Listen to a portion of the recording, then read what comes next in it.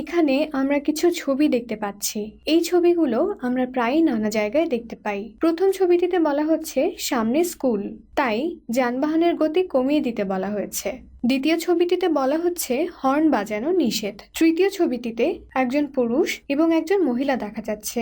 কোথাও যদি শুধু পুরুষের চিহ্নটি থাকে তাহলে বোঝা যাবে যে সেখানে শুধু পুরুষেরাই যেতে পারবে, মহিলারা নয়। অন্যদিকে মহিলার চিহ্নটি থাকলে বোঝা যাবে সেখানে শুধু মহিলারাই যেতে পারবে, পুরুষরা নয়। এই চিহ্নগুলোকে প্রতীক বলা হয়। বীজগণিতেও এরকম কিছু প্রতীক আছে যেগুলো দিয়ে চিহ্নিত করা হয়। বীজগণিতে কোনো কিছুর সংখ্যাকে 1, 2, 3, 4, 5 ইত্যাদি বিভিন্ন সংখ্যা দ্বারা প্রকাশ করা হয়। এগুলোকে বলা হয় সংখ্যা প্রতীক। সংখ্যা প্রতীক হলো নির্দিষ্ট যে কোনো সংখ্যা।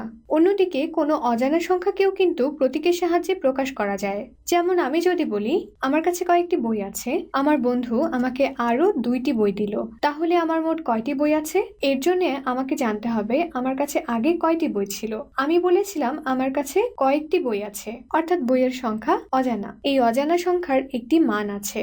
এই মানকে যে কোনো একটি বর্ণ যেমন x ধরা যায়। x এর পরিবর্তে y, z, a, b, c এবং বাংলা বর্ণমালার যে কোনো বর্ণ যেমন ক, খ, গ এরকম যে কোনো বর্ণই ধরা যায়। এগুলো এক ধরনের প্রতীক। এইগুলোকে বলা হয় বর্ণ বা অক্ষর প্রতীক। এই প্রতীককে অজানা সংখ্যাটির মান হিসেবে চিহ্নিত করা হলো।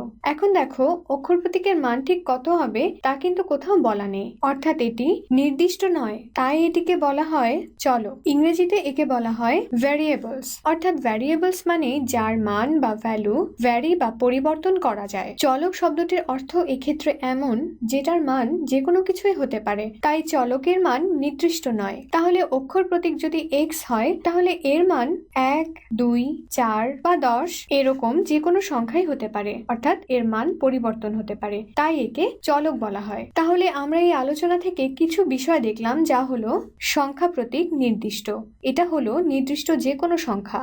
অক্ষর প্রতীকের মান নির্দিষ্ট নয়, অক্ষর প্রতীককে চলক বলা হয়। চলকের মান নির্দিষ্ট নয় বলেই একে চলক বলা হয়।